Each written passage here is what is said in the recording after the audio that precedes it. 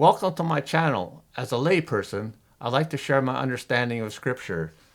Today I'm looking at Galatians chapter 4, and I've entitled it Children of the Free Woman. Paul contrasts life before and after God sent his Son, born of a woman and subject to the Torah, that he might redeem those who had broken the covenant by breaking the law.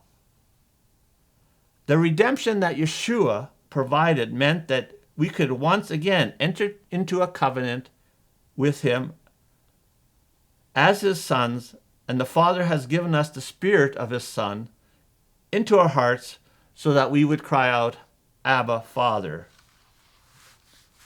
In verse 7, when we became a son, we were no longer a slave to a man-made religious system, observing days and months and years and seasons that were not from the Father, but rather from the flesh.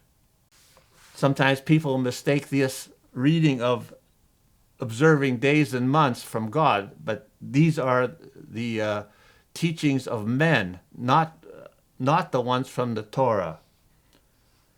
In verse 14, we read, the Galatians were at first solidly behind Paul and had been infiltrated by people who did not teach the truth. And Paul felt that he had become the enemy for teaching them the truth.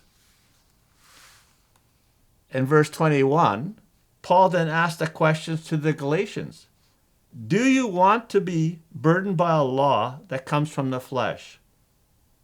Do you not want to listen to the law of the Spirit? Paul, in verse 22, Paul then describes the two laws in the context of Abraham's two sons. The law from the flesh, the son of the bondwoman Hagar, from Mount Sinai, bearing children who are to be slaves. This, of course, he says, corresponds to the present day of Jerusalem of his day, for she is in slavery with her children. Where this idea of the flesh comes, that Abraham and Sarah couldn't wait for God's promise of a son of their own, so in their flesh they decided that Abraham and Hagar would have a child. So this is what's referred to, that was Ishmael, and that's what's referred to as the son born from the slave woman.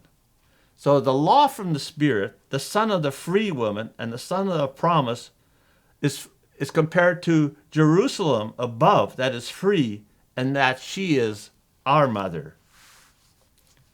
In verse 28, Paul explains that their brethren are like Isaac, children of the promise according to the Spirit, and not born according to the flesh. The son of the bondwoman shall not be an heir with the son of the free woman. In short, those who follow the law of the flesh, which is in contrast to God's law of the Spirit, will not be in the kingdom with those who follow the law of the Spirit, which is from above. In verse 27, there's a quote from Isaiah 54, verse 1. Rejoice, barren woman who does not bear. Break forth and shout, you who are not in labor, for more are the children of the desolate than of the one who has a husband. This, of course, is a prophetic picture of the patriarchal woman, Sarah, Rebecca, and Rachel, who had a hard time conceiving until God intervened. Now, Israel, when she had a husband, bore a lot of physical offspring. But the promise here is that Israel will produce far more offspring when God intervenes. When Israel returns to the Father's instructions, the curse will be removed and they will be blessed. And their numbers will be uncountable as the sand or the stars in the sky. So in Isaiah 54, verse 7, it says, for a brief moment I forsook you, but with great compassion I will gather you. And this is a promise from God. Thank you for watching. If you liked what you heard, share with someone. And if you don't, share with everyone.